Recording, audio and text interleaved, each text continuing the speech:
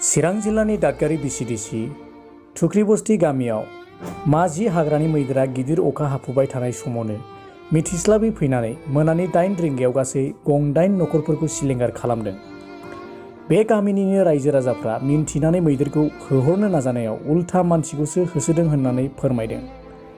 नाथाय गामिनि सासेबो सुबुङा खहा जायाखिसै होननानैबो देबेन्द्र कुमार बिथाङा फोरमायबावदों।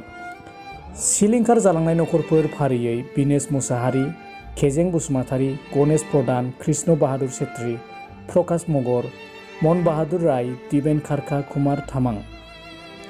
बे गामियाव मोब्लिब गैयैनि जाहोनाव गोबां खस्थ' जादों होननानै आरो खोमसि दरसि थानो गोनां जायो होननानै फोरमायदों।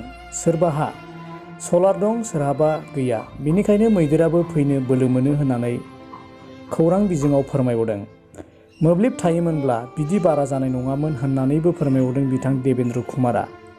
बे गामिनि थागिबिफ्रा हाग्रा बिफाननि मावफुं सोद्रोमा इएम रनजित बसुमतारीया सिलिंखार जालांनाय नखरफ्राव नायस'हैयोब्ला जोबोद मोजां जागौमोन होननानैबो खौरांगिरिनि गेजेरजों फोरमायबावदों।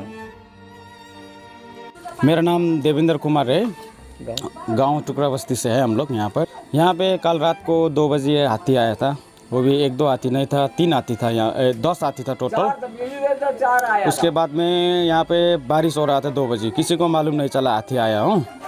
तो जितना भी हाथी लोग आया था सब हम लोग का गांव में 3 घर है। यहाँ पर 3 मतलब घर तो 40 है, लेकिन 3 घर